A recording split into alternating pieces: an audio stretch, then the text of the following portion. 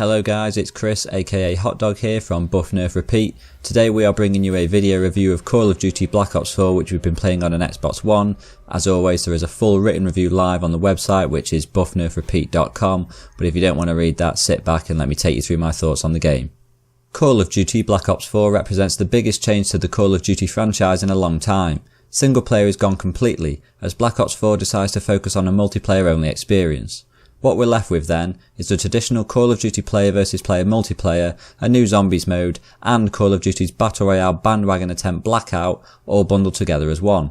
The question is, how do each of these components play, and is the complete package worth your money? Let's begin by talking about the traditional multiplayer. For the most part, things are pretty similar but with a few positive tweaks. Wall running and jetpacks are long gone, with a stronger focus back on the boots on the ground gameplay that the series reverted back to in Call of Duty World War II. HP has been increased to 150, meaning the time to kill is slightly longer. I'm sure that some Call of Duty players will see this as a bad thing, but I'm a big fan of it. I've long thought that the time to kill has been too low on Call of Duty and has made engagements more about reaction time than skill, and this changes that. Now, it's perfectly possible to shoot first but still lose a gunfight if your aim isn't on point. Health no longer regenerates either, you have to manually heal yourself using the left bumper. This change forces you to think more carefully about whether to heal or reload following an engagement, or whether to back out of a firefight altogether to heal up. It's a small change, but it makes a noticeable difference to how the game plays. Grenades are now either tied to a specialist or can be unlocked at a whopping level 42, and will replace your special issue equipment. The result of this is a significant drop in grenade usage and, more importantly, grenade spam. No longer will you start capturing point B on domination and then wince as grenades rain down on you from all angles. It all makes for a much less frustrating experience. Not everything has been improved upon though.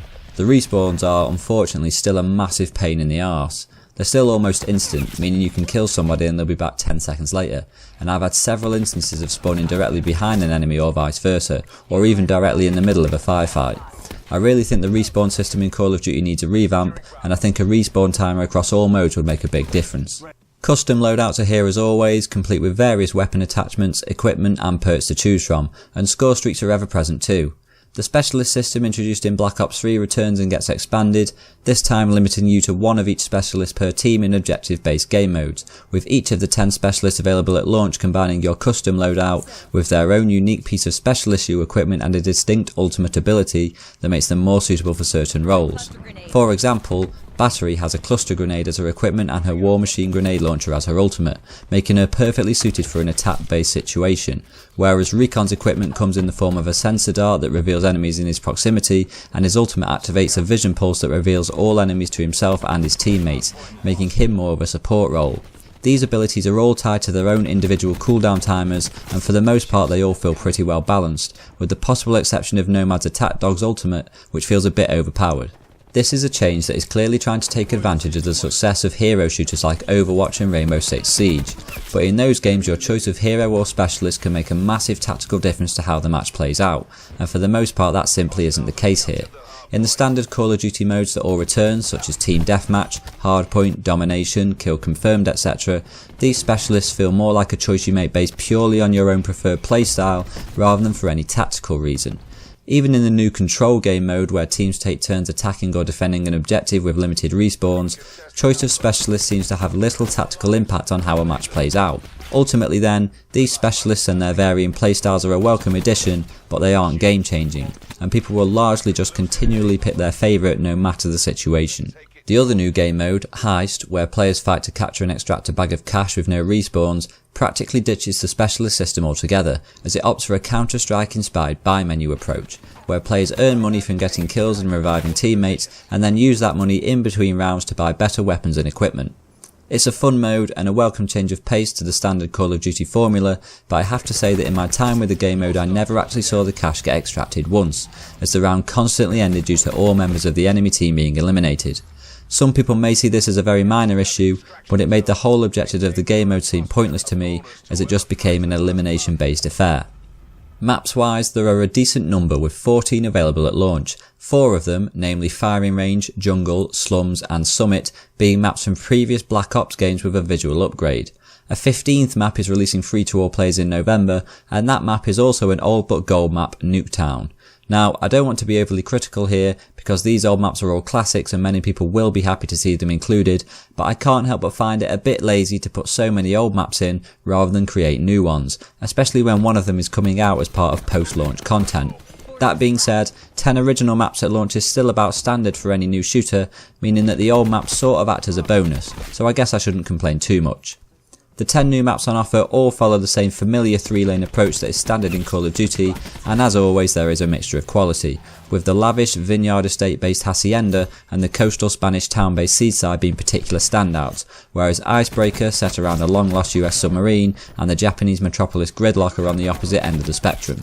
Overall then, the traditional multiplayer experience in Call of Duty Black Ops 4 is the best that the series has offered in years, possibly since the original Black Ops. The lack of wall running or jetpacking is welcome, and when you couple this with the increased time to kill, manual healing and the lesser presence of grenades, it makes for a much more enjoyable experience. The specialist system may not be as tactically important as similar systems are in other games, but it's still enjoyable and it adds some much needed variety to the gameplay, and the new game modes on offer do the same. With all that being said, let's move on to Blackout. The Battle Royale genre has taken over the gaming world in recent times, so it came as no surprise to me when Treyarch announced that they were going to include a Battle Royale mode in Black Ops 4. I can't pretend that I was particularly excited, nor can I pretend that I'm a big Battle Royale fan, and I find the entire concept of simply copying somebody else's idea to be lazy and lacking in imagination, but I also can't deny that Blackout is brilliant. Let's talk candidly for a minute. This is basically a copy of Fortnite, which was basically a copy of PlayerUnknown's Battlegrounds. All of the same hallmarks are here. You look at your map to decide where to drop, you parachute in, quickly scavenge for gear, and then make your way around the map, continually looking for better gear and trying to survive and become the last man standing, all while a massive circle slowly encompasses the map and forces all players together. You've played it before, you probably love it, and that's why you're trying Call of Duty's version. So, let's talk about how Call of Duty's version stands out from the pack. Blackout's map is perfect. It is the ideal size for the player count, managing to never feel either too small or too large. It's possible to avoid combat like a coward if you so wish, but you're never too far away from the action that you feel like you're in an empty game.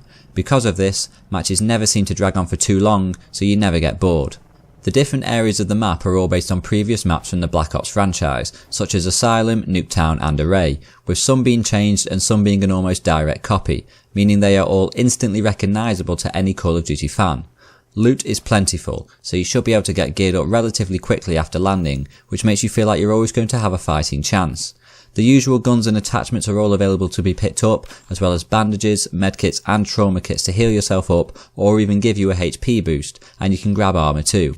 You can also pick up perks that can be used to give yourself a temporary boost, such as awareness, which makes enemies' footsteps louder for 120 seconds. Usage of these perks is surprisingly tactical. The aforementioned awareness is especially useful in the late game, as all players get crowded together into a small area, while Looter, which highlights nearby lootable items and stashes for 120 seconds, is very useful in the early game. Blackout also features vehicles such as trucks, ATVs, boats and helicopters. These vehicles are very useful for traversing the map quickly, especially if the circle is closing in on you, and they can give you an advantage over your enemies, but they do make you stand out like a sore thumb and turn you into an instant target. The vehicles are only really useful in group matches, so solo players shouldn't expect to be using them too much. In a first for the Battle Royale genre, there are NPCs on the map in the way of COD Zone zombies.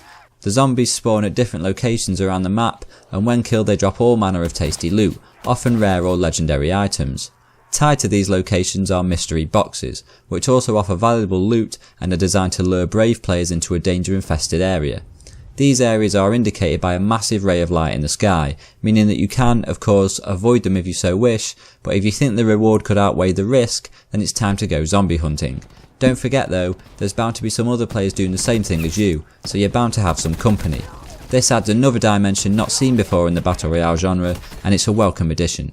The most important part of Blackout that makes it stand above its peers though, is the simple fact that it features Call of Duty's polished, satisfying movement and gunplay.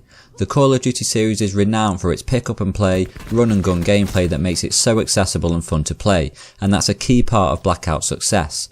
One minute you're slowly moving around the map, scouting through buildings that have clearly already been looted, tracing the steps of a foe that you know is nearby, and the next minute you're in a fast-paced firefight that could be straight out of one of Call of Duty's standard competitive modes. It manages to be a completely different way to play Call of Duty while also feeling exactly the same, and that's an achievement that shouldn't be understated. Playing on the Xbox One though, I did have some performance issues. These were sporadic and didn't last long, and could be described as either lag or frame rate issues. My friends experienced these issues too, so I know it's nothing to do with my connection. They aren't game breaking, and I'm hoping that it can be fixed with a simple patch, but it needs mentioning. Overall then, Blackout is a roaring success. Although essentially a copy, it's a completely new but instantly familiar way to play Call of Duty, and I couldn't imagine the game without it. The inclusion of zombies and iconic maps is a stroke of genius that makes Blackout feel like a celebration of the franchise rather than just an act of jumping on the bandwagon, and coupling this with the instantly accessible and satisfying gameplay of Call of Duty results in the most enjoyable Battle Royale experience to date. On to the final piece of the jigsaw then, zombies. Zombies has evolved a lot since Treyarch introduced it in Call of Duty World at War back in 2008. Upon first launching Black Ops 4 effort, it is immediately bewildering. If you can launch this mode and not be at least slightly confused by the menus and all of the information that it throws at you, then you're a better person than me. Admittedly, I haven't been a massive zombies player in recent years, so this may all be second nature to seasoned veterans, but to a bit of a zombies newbie like myself, it's a lot of information to process at once. Luckily, there is an in-depth tutorial mode for the first time in the mode's history that will make it all easier to understand. You still have perks to choose from that are accessible through vending machines in-game, but there are now only 4 on the map and you get to pick which 4 you want before a match. Elixirs are new and are assigned to your D-pad, acting as temporary boosts or abilities that operate on a cooldown. Again, you can choose which 4 elixirs to head into battle with before the game, and I've found some of them to be particularly invaluable in all games, such as the Anywhere But Here elixir that instantly transports you to a random location on the map, giving you the perfect escape if you're in an almost certain death situation. Also new are special weapons, which you once again choose before the game and charge up by killing zombies. These special weapons are unbelievably fun and satisfying to use as you instantly become a zombie shredding machine, and they're very useful in getting yourself out of sticky situations. It's not all new though, as the mystery box and the weapon upgrading Pack-a-Punch machine return and are as important as ever. There are 3 maps at launch for all players, or 4 if you bought the season pass or a special edition of the game. 2 of these maps, namely 9, which takes place in a gladiatorial arena above a network of tunnels and crypts, and Voyage of Despair, which takes place aboard the Titanic directly after it collided with an iceberg, introduce a new chaos story, as well as 4 new characters to go with it. The other 2 maps on offer, Blood of the Dead, which is set in Alcatraz Prison and is a remake of the Mob of the Dead map from Black Ops 2, and the Pay More For Classify, which is a remake of the Pentagon map from the original Black Ops, both feature the Ether storyline. All of these maps are varied in their own way and feature a good blend of open spaces and narrow claustrophobic corridors for you to find your way through. There are narratives here, depicted via cutscenes introducing the maps, at times hilarious voice lines that the characters throw back and forth during the game, and in Easter eggs found throughout the maps.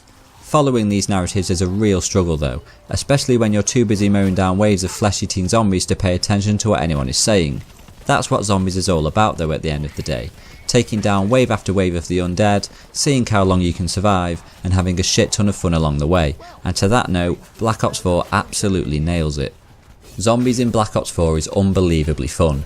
The stories may be insanely difficult to follow, and all of its features may be overwhelming at first, but once you get into the nitty gritty of it all, Zombies is fast paced, addictive, hilarious and insanely fun, particularly when you're playing with a group of friends. Similarly to Blackout though, I did suffer from a technical issue. I hit a couple of cases of my game completely crashing when I had been killed and was spectating a friend, and it happened to my buddy a couple of times too. Again, I'm hoping this is something that can be fixed with a patch. The other mode that you'll spot on Black Ops 4 is Specialist HQ, which acts as an introduction and a tutorial to each of the specialists on offer in the traditional multiplayer, and gives them some small backstories that are depicted through short cutscenes.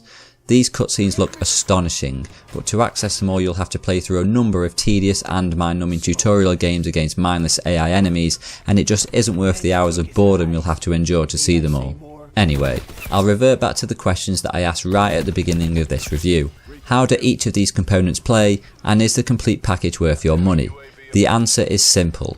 All 3 of these components are great, and the complete package is most definitely worth your money. Although Respawn still need addressing, small changes to the traditional multiplayer make it the best effort for years. Blackout is the most fun and accessible battle royale game I've played yet, and Zombies will provide you with endless fun and hilarity with your mates. The decision to drop campaign from the game was a controversial one, even with me, but the biggest compliment that I can give this game is that such is the quality of the different modes on offer that I didn't miss the campaign one bit. There are a couple of minor technical issues that need addressing, but hopefully a patch resolves them. Black Ops 4 is the best Call of Duty game in years then, possibly since the days of the original Black Ops, but there is one thing that I need to talk about before I go, and that is Black Ops 4's downloadable content model. All players will get free content updates, but if you want any of the premium DLC, namely 4 new Zombies maps, 12 new multiplayer maps and 4 exclusive Blackout characters, you will have to buy the Season Pass. None of these DLC packages will be available to buy individually. You will have to fork up £39.99p up front to get access to any of it. Not only will this split the player base, as I'm sure that there will be plenty of people who don't want to do that, but it's asking you to pay for something in advance without having any idea of the quality of it or whether it's worth your money. I can't see it as anything other than exploitative. There will be plenty of players who want to play the first batch of DLC but will have moved on to another game a month or two later. But with this DLC model, those people are going to have to either miss out or pay 40 quid for the privilege. I've thought long and hard about whether I should let this affect my score for the game, as it doesn't impact the game that's on offer at launch, and the launch game is absolutely worth the cost of the purchase. But this DLC model will, ultimately, affect your experience of the game moving forward, so for that reason, I've decided to dock it a point based on this. Overall though, Call of Duty Black Ops 4 is a roaring success. It does little new, deciding instead to draw inspiration from the recent successes of various games, bringing them all together into one big, polished, accessible package, the likes of which few games other than Call of Duty could ever hope to pull off, and its detractors can't argue. Call of Duty Black Ops 4 gets an 8 out of 10. Thank you very much for watching guys. As always, please let us know what you think of the game in the comment section below. If you like this video, please hit the like button, please hit the subscribe button, and don't forget to follow us on Twitter and Instagram and like us on Facebook, and check out the website which is www.buffnerfrepeat.com. Until next time, goodbye.